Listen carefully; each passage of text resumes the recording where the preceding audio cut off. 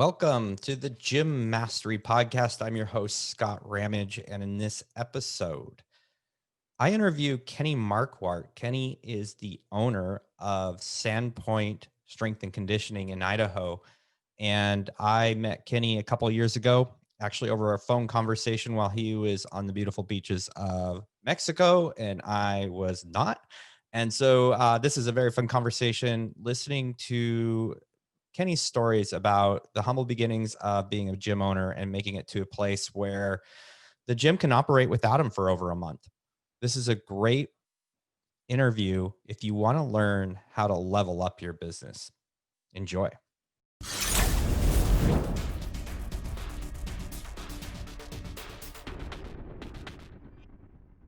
Welcome to the podcast, Kenny. How are you doing? I'm well, Scott. All things considered, I think that's a loaded answer these days, but I'm good. It is. The timing of this podcast, we have started to hear rumors of more closures for COVID. So yeah, that is a pretty loaded question. Yes. So I've known you kind of off and on through Level Method for what, 2 years now? Year and a half? I think it's 2.5. I want to say. Oh, wow. Yeah. Because we're coming up on our 2-year, I think, from starting with Level Method. So that's awesome. 2 years. Yeah. So one thing I remember about when we first talked, you were actually in Mexico on a vacation with your wife, which I was like, this dude's got it figured out. He's on vacation. But then I was like, really talking about business on vacation. So I wasn't quite sure or not. That was part of it. So that one, we were there for a little over 2 weeks. I think it was like 18 days or something. And, I think like I'm pretty routine oriented, and I knew like 2 weeks without anything to do, I'll go nuts. Like I'll just start destroying things and finding problems and, or just be a waste and just eat and drink and never. So anyways, we tried to work on those vacations. And, so it's planned. Now that when I talked with you, it was just you and your wife. You hadn't, your son wasn't with you. I think when your in-laws or your parents had your son and was bringing him soon or something of that nature. Am I memory correct? That's right. Wow, yeah. Man, that's awesome. Yeah, you're right. So, and part of that was, so I think from memory, we did about a week by ourselves, just my wife and I. And then during that time, he was staying with my wife's parents, California. And then they put him on a plane to fly down and meet us in Mexico. And he was 5 at the time. And, I think one of the things, kind of, we were talking about this a little bit before the podcast, but like, you think people have it under control and they're like, oh, cool. Like, so your son, you fly down to Mexico, you spend 2 weeks down there, you do a week with your wife, your son flies down there and meets you. That's so cool. Meanwhile, we sent our 5-year-old on a plane, an international flight to Mexico alone. And which, okay, cool. Like it's, it's the airlines. How does that even work? I didn't know you could even do that. I don't know. I don't know that I'd recommend it to at least like domestically. Air travel is so like restricted, and like you come in one hole and you go out the other. Mexico is a little different. We were standing outside, and we both acted like we weren't nervous about it. And we both acted like, oh, what could go wrong? Like he's on a plane. How could he? Same thing. He goes in one terminal, he comes out the other. We'll be right there waiting for him. And you are standing there on the other side of the terminal where they're supposed to come out, where there's like a 200-yard stretch of people who are trying to sell you everything and dolphin tours and rental cars and whatever else. And we're watching this happen, and no other kids are coming out. There's nobody that works there. It's just all tourism people. And so we start losing I'm like, this is the dumbest thing we've ever done. We've lost our only child is now roaming somewhere in Mexico, or he's being sold or whatever, so we could have a week alone in Mexico without him. He came out unscathed. I said I wouldn't recommend it, but Alaska, I think it was. That was phenomenal. He came out with he had a little liaison. She walked him out. He had a necklace on, and she he was great. He watched movies the whole time, and he had a time of his life. So it worked out. But man, was that scary. I bet they get probably the best attention when they're that young and they're traveling. I mean, I'm surprised they let it happen, but he probably had someone locked with him the entire time. So He did. Yeah, he definitely did. And that's awesome. like I said, it's just weird. You don't see anybody that, like in the United States, there, I'll go talk to them. They'll know what's going on. They'll know something to call. Right. Not down there. No, a little different. No. The guy selling dolphin tours could care less about your kids. Right. He's going to try and sell me a dolphin tour. And then maybe he'll try and get in touch with somebody who might know something about my missing child. Hey, yeah, exactly. Yeah. So my biggest question is, I think if I were still a gym owner, I'd be going, so I need to get to know this Kenny guy more because I need a business like his so I can take a 2-week vacation to Mexico. But then hang on. I just found out you went for a month this year. That's right. That's right. Yeah. So we live in North Idaho. We moved from Southern California, which is another story probably, but February in North Idaho is for real. Like that's a real winter. We get people that move here from Colorado or other places with winter and they're like, oh yeah, wait, no, we get it. Snow, no big deal. I'm like, no, this is different. So anyways, February is like the time you either get divorced or you go on vacation. It's like pretty much one of those two things. And so what we figured, we talked to our mentor the year before the 2-week trip. We talked to our mentor at Two Brain and said, hey, these are the things we were doing our Vivid Vision type stuff before it was called Vivid Vision. And one of the things was we want to not be in Sandpoint for February. It's just rough. Like why not? We're dreaming. Let's just say we skip February because the rest of the year is amazing. We ski in January, we ski in March. I'm outside fishing and hunting the rest of the year pretty much. And February is the one that I could just take off the calendar. So we said to her, all right, we want to be down here for a month in February. And at the time I was like, this is the crazy, like, why you don't even write that down. Like I might as well put, I'm going to fly. And sure enough, we wrote it down and we put those things, we kind of work backwards. And this is what I do with a lot of my people at Tube right now. So you just, okay, where do you want to go? And now we work backwards. And so we did the 2 weeks and kind of like saw how that went. And then that went great. You know, you're nervous, of course, but nothing out of the ordinary happened. And by the way, I should interject, my staff is incredible. Like I owe so much to them. Like without them, I wouldn't be able to do any of these things. So, but in any case, we, after that trip, I think a couple months later, we said, cool, let's do it. Let's do a month. And so we booked for the month of February and went down there, worked while we were down there, you know, took calls, had meetings with employees over Zoom before Zoom was cool, and did a lot of our planning. Was cool. Yeah. Right before. Yes. And that's kind of the punchline. So before that trip, one of our mentors had said, hey, you're a small business owner. Like, it wasn't like a, hey, watch yourself. It was kind of a, hey, look, you're a small business owner. Like you're going to get sucked back in and you're going to move forward. Like that's just kind of the ebb and flow of how these things work. Like it was kind of like, hey, don't get too comfortable. Like just kind of pay attention. It wasn't a warning. It wasn't a prediction of a pandemic, but it turned out to be quite accurate.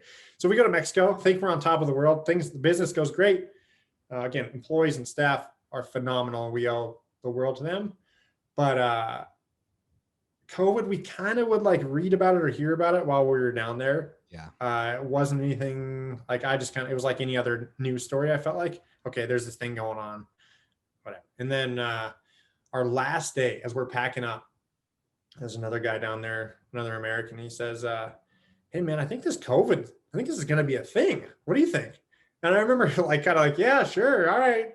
And I kind of roll my eyes and I roll my bag over to the car and I say to my wife, man, I thought we'd get away from all that, like, you know, crazy fear-based, whatever, the news down here. And sure enough, there's somebody down here who's telling me about this COVID thing. Like it's going to be this problem we're going to have to deal with. What an idiot. What a crazy. Get in the car and drive off. Yeah. You fly home, nothing really out of the ordinary on the flight home. And I think 10 days later, the gym was closed. Yeah. It was totally that like, hey, top of the world, we've got this figured out. What could possibly go wrong to like, oh my gosh, the rug has been pulled out from under us. Are we going to have a business in next month?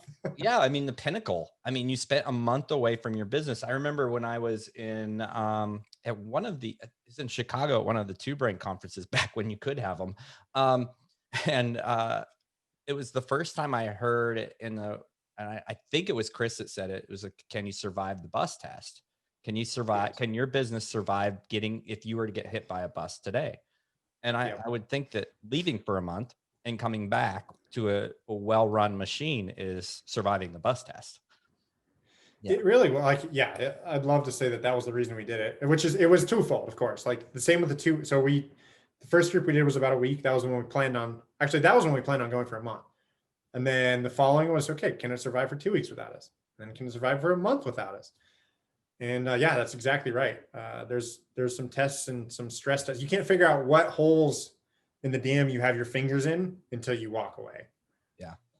Yeah. And I think this is a really good conversation point, because I think a lot of gym owners feel like hand tied. They are tied literally some way to their business. And I mean, that's literally like being in a prison.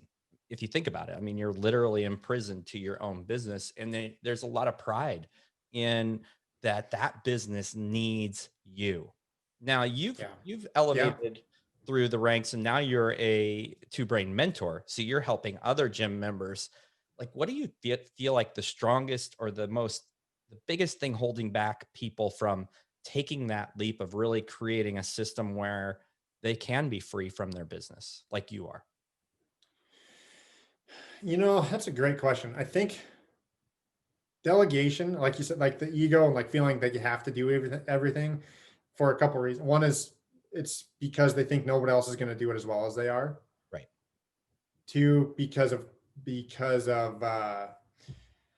not a imposter syndrome, but it's like, and I don't deserve this. Like, I feel really fortunate to own my gym, whether I felt like that from day one. There's some times of burnout, of course, but from day one, I was like, oh my gosh, I can't believe these people want to come to my gym and do what I'm telling them to do. Like, this is so freaking cool. I left the job that I hated, and now I get to do it for fun. Not for fun, but I get to do it for a living, and it's fun. And so there's a little bit of guilt and feeling like I don't deserve, like, I make enough money, or I should, like, you know what I mean? Like, it's just a little bit of that, like, I can't elevate through the ranks because that's just not, like, I don't deserve to do that in a way. And I see that a lot too, where it's like, well, I started this thing so I could coach. It's like, okay, well, what happens after that? And then who do you coach? How are you going to do every class forever? Because I can tell you, it's not fun on a Friday at 5:30 when someone asks you what a power clean is, and they've been there for 4 years and you want to punch them. Like, that's not a healthy relationship with your clients either. So those two things kind of seem to, and the ability to, like, I think that being comfortable like with mistakes happening due to employees or people being frustrated that you're moving through the ranks. That's a real tricky one. I feel like is that, people, a lot of times when they start their gyms, like, they're doing everything and people signed up and they're used to Kenny coaching every class.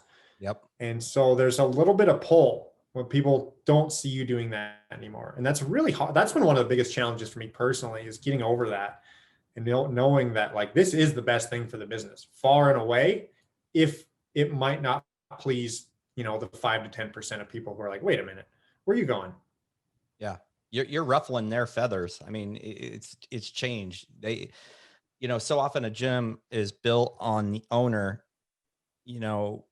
doing everything, wearing all hats. And then as they transition, that's change. Nobody people just don't do well with change. And I think something that I've learned over time was we really should hire people that are probably able to do better than us. They have the capacity to do better than us. Like, yeah, I was a good coach, but once I hired someone that was a better coach than me, then I was like, okay, I can focus on bigger things. I can be more important in the customer journey. I can make sure that we have retention and, all these other things. So there's a level of pride that has to go away. So you had this evolution. I mean, I'm sure you've owned the gym for 8 years, Sandpoint. Strength and Conditioning in Idaho, Northern Idaho. You've owned this for 8 years. Was it just you? Was it you and your wife? Like, tell me about the early days of Sandpoint. Yeah. So about 10 years ago I was working a job for a company called Paychecks. They do payroll solutions. Actually, a lot of listeners might use that for their payroll, or ADP. That's kind of the same. They're in the same market. So I was working for them in sales, and man, did I suck. I hated it and I sucked at it, which those two things are not, if you hate it and you're great at it, that's like a little easier maybe. If you love it and you suck at it, but if you hate it and you suck at it, man, that's a bad place to be. But at the time it was, we were still in the recession of 2008. And it was kind of like, okay, cool. I'm super fortunate to have this nice corporate job in Santa Barbara where there's not a lot of jobs. And so I struggled through it. My wife had a job at a local charter school. She actually kind of enjoyed her job. She was not as miserable as I was, but I always wanted to be in fitness. I feel like nobody in college or high school told me that that was an option for a career. And all of a sudden I started to uncover it. That, okay, cool. I could probably do this. I could be a personal trainer. I could coach others. I could do whatever. And so my wife knows I'm miserable. We talk about it. We have these conversations. Hey, what am I going to do? What am I going to do? She's like, at this point, like, I don't care. Do something. But I'm tired of hearing about how much you hate this. Yeah. And so we're out on a hike one day. And at the time we had I think she was probably 2 years old, a little Staffordshire Terrier. She's running around like crazy. And we were living in a 900 square foot apartment. That was about $2,500 a month in rent, which is probably not unfamiliar to most people listening to this in other parts of the country, in Southern California, or whatever. It's probably pretty normal. But like, man, is this what we want to do? Like, do we want to live here in this rat race? Like, if I leave this job, I'm probably going to find another corporate job that I hate. And I'm just going to do this for 30 years and be miserable forever until I retire, maybe, if I make it. And I kind of said, no, like, this isn't, like, let's go see what else is out there. Like, we know there's better things. We're young. We have no obligations. I think I was 26 at the time. Wife was the same age. We said, you know what, let's go try something else. We both had lived in California our whole lives. And we wanted to kind of stretch out, see what else is out there. And so we put a plan together to move up to northern Idaho to a town of 7,000 people and we were going to do this with just packing whatever we could fit in our vehicles, selling all the other things we can, quitting our jobs and moving up here. We'd never lived up here. I'm not from here. We got married up here because we had vacation up here. We'd skied and been a couple times in the summer because my mom had found it while she was on a business trip to Spokane, which is a whole other story. But anyways, we'd been up here a couple times, but we said, you know what, let's do it. Why not? Let's just make this leap. And I was so clear on what I wanted to do. Oh, by the way, sorry, I missed an important part of that. My wife's been super into nutrition. She discovered a while ago she's really gluten intolerant. And then really like dove into that, like what she needed to do to feel healthy and be healthy. And she also loves to cook. So it was kind of a natural like hobby for her to look into or explore further. And I had always been into fitness. I was at the time really heavy into Brazilian Jiu-Jitsu. I was doing CrossFit independently at our local gym. And we said, hey, let's move across the country and let's start a gym, which is, why not? Yeah. So rock solid. We do that. We move up here and we kind of like relax for 3 months, just kind of take the summer off and get settled and try and meet people. And it was actually not as easy as it sounded. I don't know if that sounds easy or not, but it wasn't like this la-di-da, hey, there's the gym, let's go put our stuff in it and put our sign up. It was really like, that was a rough transition. You move from a place where you know everybody to a place you don't know anybody. And all your insecurities come to the surface. All your, oh my gosh, what have we done, come to the surface. And we had some pretty, I don't know that we ever really talked about going back, but there were some hard conversations that were had about what are we going to do and how is this going to work. So we start that gym. We start the gym that we have now. We bumped into two guys that had a little garage gym. Like you can probably picture what I'm talking about, like a little 900 square foot, small rig, couple of barbells and some weights. I think at the time there was like a washer and dryer in there. Like it was just kind of a little space. And right. I was introduced to them and started working out with them. And then I finally approached them and said, hey, this is what I want to do. Like, let's make a run at this and turn this into a business. And that was it, really. We were off to the races. I ended up buying them out, I think 2 years in or so. And then, we had pretty good growth. Things were going pretty well. And I think 2 years after that. So when our kid was 4, my wife, who was still working at a corporate job, um, surprise quit, like just like was having a meeting with her boss, was really unhappy with what she was doing. And we talked about her coming onto the gym full time, but I'm a planner and I was like, okay, we need to hit these numbers. We need to do this. We need to like make sure we're making the income. And she came home. She's like, well, quit my job. I said, you what? And after some interesting conversations there, I said, all right, no, let's do it. Now our backs are against the wall. We have no choice. Let's do this. And it was, in hindsight, like the best thing that ever happened. Yeah. She does our sales and marketing at the gym, and she runs our nutrition, like we talked about doing 5 years previous. And like I said, it's been, it was terrifying, but it was the best thing that had ever happened in the gym. And now to be able to work on a project like this, like on our live stream together, it has its nuances, but it's the best thing I could ever ask for, honestly. That's awesome. I love that. I love that story. I personally have picked up and moved 2 times in my married life to places where I knew nobody. And Yeah. it is traumatic. I mean, it's not horrible, but it is a lot different than you expect. So and then to start a business, boy, that would have been just adding a little cherry on the top of chaos. So, I would mark that you're a 2-brain mentor, which means you've gone through the 2-brain system. You have successfully created a business that has systems and processes in place. You said it early on, you have an amazing staff and they can take care of things. What are some of your personal tools, your personal skills that have led you to the point where, from the outside looking in, I would say you successfully own a gym business? Like what are some of Kenny's superpowers or habits that have helped in that? Superpowers is like the exact opposite word. And I think that the failing many, many, many times, like screwing it up and figuring out what I did wrong and then doing it right again is the superpower. Like, and I mean that by, so one of the things that would be considered is clarity. Being really clear on expectations, what people need to be doing, what they can expect from you.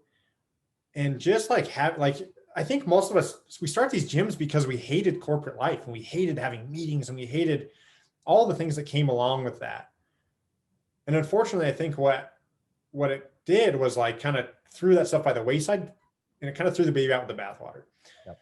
But so now instead, it's like being incredibly clear on who you're serving, what your mission statement is, what your vision is for the gym, what everybody's supposed to be doing, who people answer to, what their jobs actually entail, who answers to who, as far as, when problems occur.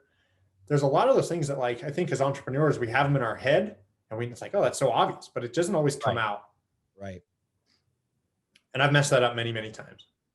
I think learning from failure, what John Maxwell would call failing up, I believe, or failing forward, one of those is a superpower. You listen to the mega successful people and they will tell you that their failures made them what they are today. So I think that is a superpower. There's no doubt in my mind. So this evolution from being everything and all to the business to, how much do you step into the building these days? Cause I know you're mentoring, so you're busy doing that.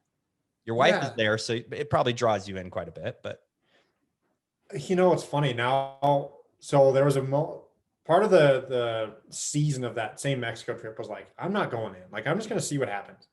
And that's another one of the superpowers is like delegation and trusting your team, like hiring the best people who have the best personality and who can solve problems. Like, they might not always do exactly what you would do, but trusting them to do well and to do why you hired them. And to, like, if they screw it up, it's not the end of the world. Like, that's another superpower is understanding that nothing that you do right now is going to be that big of a deal in the future. You might, it's good. Like, you might make some people mad, you might make a poor decision, but it's all fixable. And like the things that I lost sleep about 2 and 3 years ago, like, I can't even remember anymore. Like, there's none of those problems are the same problems for today. And so anyways, as far as how often I'm there at the gym, I'm actually there frequently by choice. And I found I got really depressed when I wasn't there. Like it was just like a little bit of a lack of purpose, which is another challenge for entrepreneurs is they, a functional retirement sounds really cool. And I don't know that I like am totally functionally retired. Being able to leave for a month sounds certainly like it, but he said you always kind of get pulled back in. But it was really depressing. Like I think there was 2 or 3 months where I just kind of said, yeah, I'm not going in. I'm going to do what I have to and answer phone calls. And if people email me, I'll respond, but I'm not going to like proactively go in there. And that was one of the more depressing periods of my life because it was like, man, this is all I wanted. Like blood, sweat, and tears into this place, laid awake, coached, 30 classes a week forever and made this my baby. And now I'm not involved in it anymore. And it's actually going well. Like this doesn't need me anymore. Like it's that's where everybody wants to get to, but it was really, really hard. Well, and sorry, go ahead. No, this is something I've been thinking a lot about over the last 2 years is there's this pie in the sky idea of I have this gym and then I can walk away and it's still going to make money. But there's this piece of this identity you have wrapped in it because of the blood, sweat, and tears. Yeah. And I've seen so many owners do this sort of walk away. And then I watch them experience this turmoil. Like, what am I doing? I'm bored, or I try to do another business and it doesn't work, or they step out, they kind of lose themselves and the business goes to crap. So there's a really fine line there. I mean, I've done this functional retirement thing too in my 30s, and I was like a babbling idiot. I had no clue what I was doing. I was bored. I thought working out 2 to 3 times a day was going to be the best thing ever. And it was horrible. It was horrible. So I totally get it. So that's kind of what I'm wondering is how do you bridge that gap from everything, every day, all day, to going in when you want? And maybe that's the answer. Maybe it's the answer because you do like to go in. So you're involved in that way. But, I want to help people understand the implications, business owners who want to get there. I want to help them understand the implications of getting there. And then some points for success by getting into that point. Like, how do you get that success? How do you get that pleasure? How do you get that ultimate feeling? Because I think you're there. Yeah. So I think it's finding out what your purpose within the gym is, because there's always stuff to do and there's always higher level things. Like one of my big missions that I uncovered, 3 or 4 years ago was having full-time, well-compensated employees with benefits who could make this a career. And that was the drum I was banging on for years. And I said, someday we're going to have a team.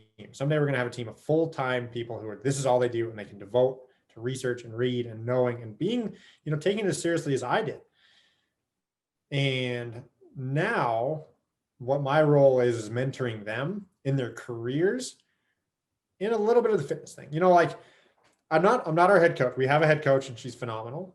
Mm-hmm. I still have wisdom to impart. Like I was the guy, I did the circuit of certifications. Like I went and did everything you could think of. And so I still have a lot of wisdom to impart, which I can impart upon her. We have a weekly meeting and I have weekly meetings with all my other full-timers just to like talk about, hey, if you want to make more money, this is how you make more money. If you want you need to find your target audience, the people that you love to work with, you need to talk to them and you need to develop this so you can then get closer to your perfect day and live it like I'm able to live mine. And so it's not so much like messing with the business so much as it is like helping other people up the ladder. That's awesome. And so what my day looks like is I'm super routine oriented. That's another thing that like I get real like depressed if I don't feel like I'm on my routine and kind of marching forward. And so part of that routine is I'm there most days still at 6 a.m., which I was never a morning person, but now I have I get up at 4:45, I lay in bed till about 5, and I get up, I do yoga, I meditate, I take a cold shower, I go to the gym at 6, and then I'm usually there until about 9 when I go home, have breakfast, come back, have meetings, have some 2 brain calls throughout the day. And most of that, again, is by choice. Like I don't have meetings from 6 to 9, but it's just, I like being around. One of the things I said to my mentor a long time ago is I want to be the mayor. Like I want to go in, shake hands, kiss babies, and like Perfect. say hi to everybody. Yeah. Cause they're all my, my best friends. Yeah. And it was really illuminated to me last week or the week before. I was just kind of I wasn't in a very good mood. And I can't remember why. It could have been any one of the things that was going on in the world lately. And I just said to my wife, I said, hey, I'm going to the gym. I just need to be around my people. And I went to the gym. 15 minutes later, I was I was right back. So that's what it looks like. And that's how I found peace and satisfaction. So that's incredible. I think staying in touch, a lot of gym owners get into it because one, they think they can do it better than somebody else, or two, they really care for other people and really have a mission to help other people. And if you totally step away from that, it, like you said, you kind of lose that purpose. I think that's, that might be the ticket, right? These are still your people. It's still your community. Yeah, exactly. And it's like now it sounds super grandiose, but now it's just like a visionary.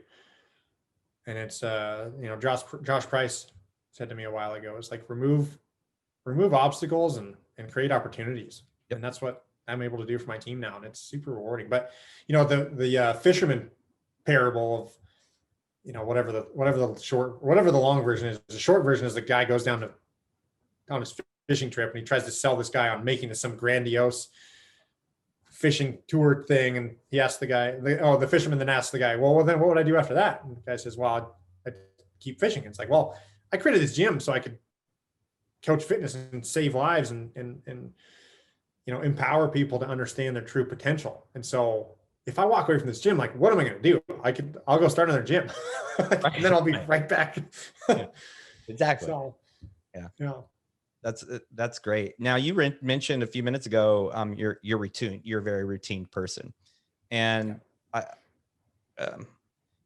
do you feel that having a routine is another superpower for success? I've never thought about it that way, but I think certainly there's some tools. Well, the book's already been written, but Tools of Titans. That is one of those things that kind of keeps coming through. It's like having a routine, journaling, doing vision, like kind of mapping out the future and working backwards, meditating, reading. There's some of those things that it's like, okay, the best of the best are doing these things. Like maybe I should do those things too. Yeah. And having a routine is for sure one of those things. Yeah. You mentioned vivid vision. Were you referring to the book and the process written out by, I can't remember the author. Josh Price turned me onto it. I read it, speaking of Josh Price, and I went through the whole practice. It was incredible. Have you done that for your gym? Yep. We're actually in the middle of it right now. It's Cameron Harold is one of the authors. I don't know if he's the sole author or not, but I know he's one of, if not the author of that. And yeah, so he spoke at Two Brain Summit, the recent one, the virtual summit. Oh, I didn't realize that. Cool. Yeah. And then, so Jen and I did our vivid vision during summit, and then came back and continued to refine it. And the things that we have left to do are make it really polished and really presentable, which is, I think, everybody I think is, okay, well, what's your 5-year plan or 3-year plan or 1-year plan? But to really okay, we're going to make this into a presentable thing that our team can see, our staff knows where we're going. That's what needs to happen for us now. So yeah, it's a powerful process. It's a really powerful process. Other people can, if they buy into it, which you hope they would, if their staff can lock arms with you and help you realize that, which is, especially if you have them written in it, right? Like you should, yeah, what it look like for them. 100%. And I think that coming back to the clarity thing, is I think I missed out on that a lot in the beginning, where, one of the things that as you evolve as a gym, I think this is a really common story, is like you have your competitors and people who want to go to the games and that, and really there's a lot of drawbacks to that. But to have been clear on that from the beginning, like where we have these kind of slow divisions of wait a minute, why are we doing this? Why are we doing this? Like, well, no, this is how we're going to help the people that we want to help, would have created would have relieved a lot of stress and problems from the beginning, to be like, hey, this is where we're going now. Let's all get on board. And if that doesn't jive, like I totally understand. It's nothing against you, but this is where we're going. So I'd love it if you join us. Isn't it easier to make decisions when you have a vision that guides you in everything you do? Um, Yes. I talk with a lot of gyms that are bringing on level method. I'm like, what's your vision? Do you have a vision statement written out? Do you have gym values? And if you do, like, does every decision you make fall in line with that? Because if it doesn't, it's going to be really hard to explain to someone why you're living or dying by a decision you're making. Yeah. I think that's really, you just made an incredible point. What I want to really want people to hear is that almost separates you from awkward and bad situations when you're talking with individuals, because it's not Yeah. about you, it's about my vision. My vision is this, and right now we're not aligning, and we need to part ways because we're not aligning, which is a lot easier than like, I don't like you, go somewhere else. Yeah. Yeah. That's exactly it. It's not personal. It's not a judgment. It's just like, hey, this is what's important to me, and I'm headed this way. So yeah. So Um, but did you that's right. I mean, what you said is exactly. It makes every decision so much easier as yeah, far as and conversely, again, that's where I think I faltered in the beginning, and I'm probably still doing this a little bit, but to like let everybody know where we're headed and who we're trying to serve and what we're trying to achieve. And that's why I'm really fast. I'm really interested to get that vivid vision done so I can present it to my employees, who I think all are pretty. They all know that, or they should know, but I don't know that our clients know that. And I think that's important as well. oh So man, yeah, like it's the same scenario. I mean, sometimes you have those situations with the clients where you have to part ways, or they don't understand why you made a decision, and if you can share that with them very clearly, very yeah, clearly laid out, this is why, it's like, oh, yeah, it's not just a willy-nilly decision. If they're not going to fall in line with it, the decision is super easy. It's time for yep, separation. yeah, yeah. And again, the clarity on like where, like if, for example, like I can think of we're pretty much full right now at our gym, and like we're not. So our classes are at capacity. Some of our classes are at capacity, and I think that's probably frustrating for some people. Absolutely. And to say, hey, listen, like we're done, like we're not taking people at this class time anymore. Like don't be don't be too concerned. Like we're on it. This is what we're doing. Like this was by design, and here we are. And so that's just one small, little thing to sort out. But it is like oh, wait, if they understand and know that, then there's probably not any background chatter of like, well, what's he doing? He's just trying to cram this place. It's like, oh no, we're Exactly. on it. Exactly. So That's really good, because that's another way to remove chatter, remove the other stuff that can go on and cause drama within your walls.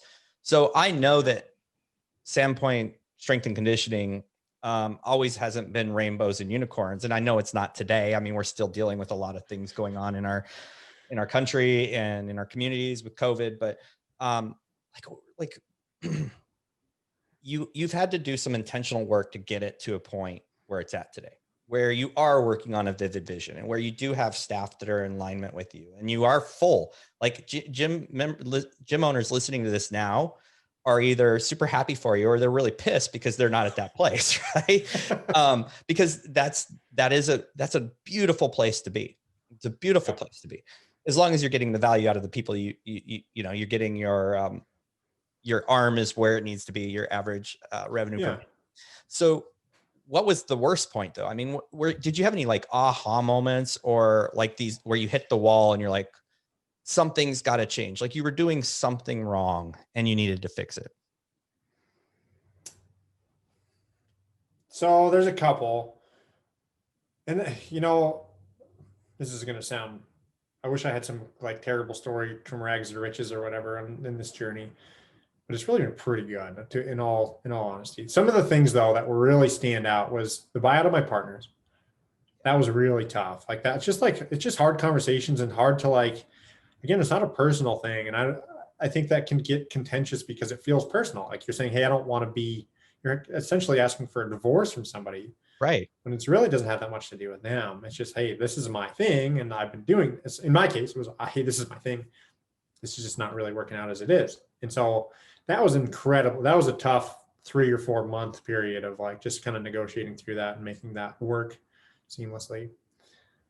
I don't know. There's a lot of really valuable takeaways from that, but I think I that think there other actually, than like, that, there is a lot of yeah, people go through that, and I yeah, think it's encouraging to hear, you know, that it can turn the corner. And that the reason, I think a lot of people personalize that. I went through it. I personalized it. I took it personal. Or for me, I made the decision to break away. I'm like, I want this full. I want it just like you. I want it all. Yeah. It's my thing. Yeah. But there was still hurt in that I made the decision that may have hurt somebody by saying, hey, so I think there's a lot to take away from that. Just realizing that other people have gone through it and you've gone through it and you have a beautiful business now. So that's encouraging. Yeah. And I think that's just having the conversations and saying, look, like you kind of know, it's again, it comes back to your vision. Like, what do you want to do? Is 5 years from now with those partners? And for me, it was definitely a not. And, I think again, it's to have the conversation and just like make it not as a little emotion as you possibly can is probably the best thing there. But yeah, I'm helping some people through that as it is, or as at this point. And I was gonna say, that a lot of people work through this. It's a difficult process, but it's pretty typical inside of partnerships. Not every partnership, but it is pretty typical inside of partnerships.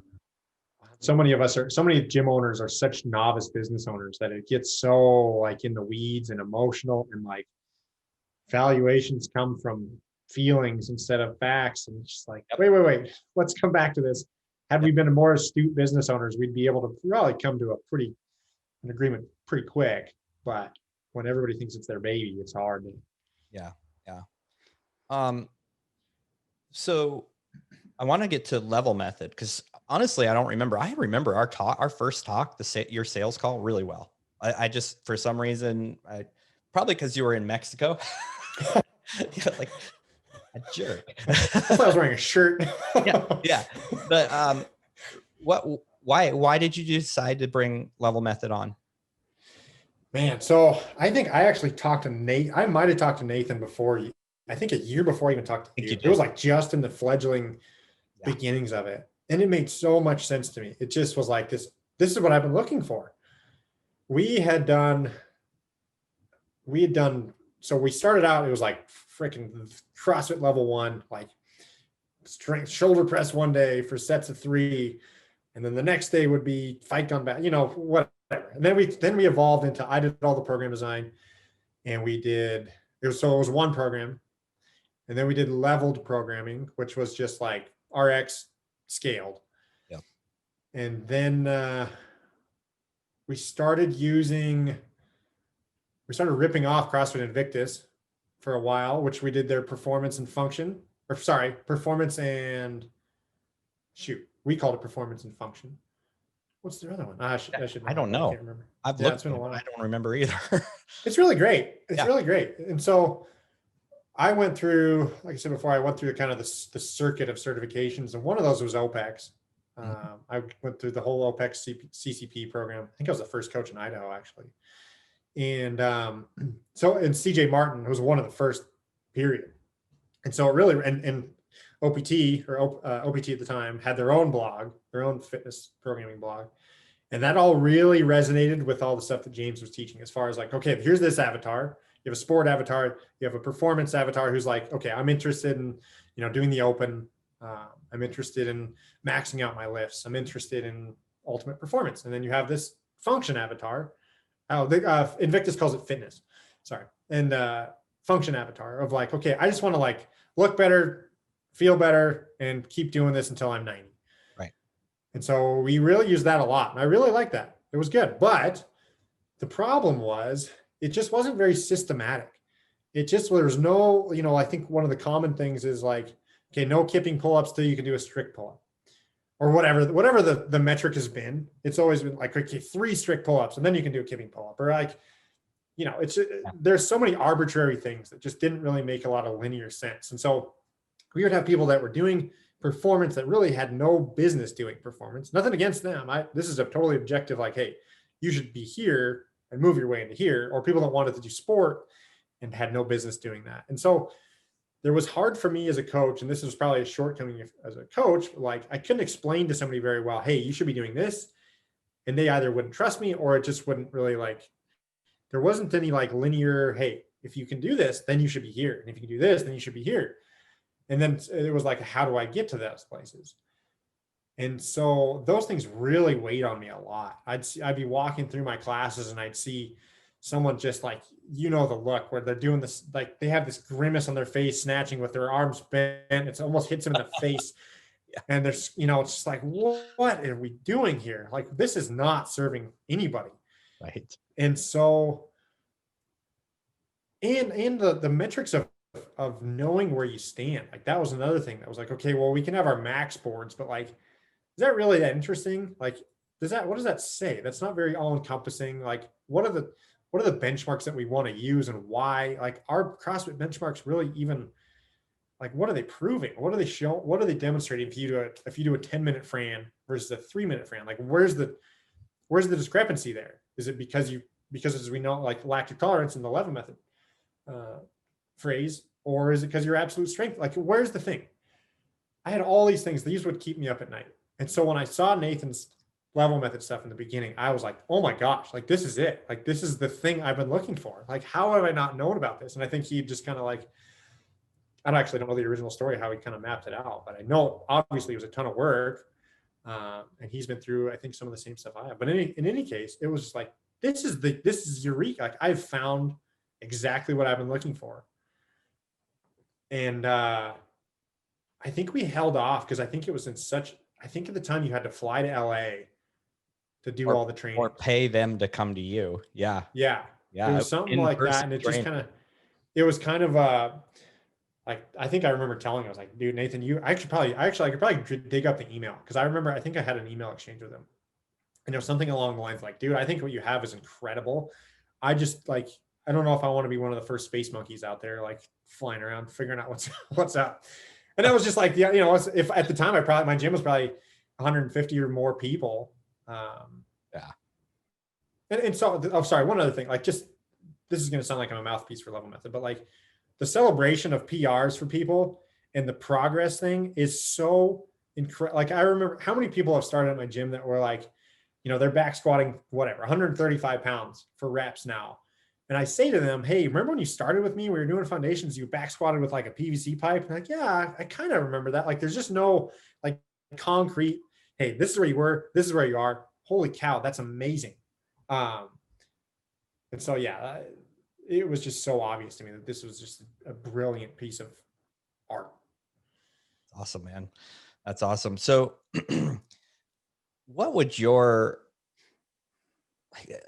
one piece of suggestion, or if you had one piece of advice for someone who's kind of coming up as a gym owner and it has gotten to that point where they are in the weeds right now.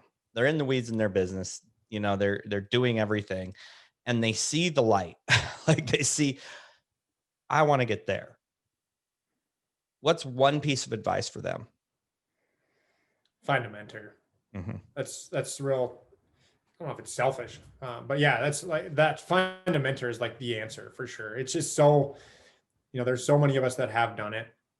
Chris with the roadmap has now created essentially like a very similar thing to what Level Method created was for fitness, but for business ownership. And to see that as far as like, okay, I'm here, I want to be here. What are the steps to do that and how to get there? And who can help me navigate this is just so like, there's nothing I would not be anywhere near where I am without 2Brain, without mentors, and without that, structure of where to go from where we are. Because before I even signed up with 2Brain, I had things going pretty well. Like, I was making an income and I was doing fine, but I knew that there was the right way to do things. I knew that gyms had done it before.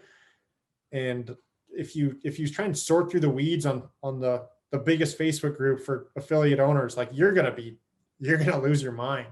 And you're going to go chasing straws, chasing rabbit holes for the end till the end of time. So when I signed up with them, I was like, okay, here, do this. Come back to me when you're done. Okay, cool. Go do this. Come back. And so it just became this process of, okay, where do I want to go? How do I get there?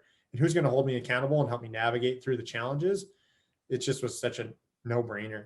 Yeah, I saw recently on that same group that you were talking about, and this is no cut on it, but someone's like, why would I pay someone when I have this group? And my mind almost exploded because that group is full of really, really bad advice. I mean, anybody can give it for free. I want to support your statement in that not only a mentor, because mentors are amazing, but a mentor that you have a personal investment to get. I honestly believe that you will put in the effort comparatively to the money you put in, because there's a lot at stake for you. And some people are like, I can't afford it. I'm like, you cannot afford not to.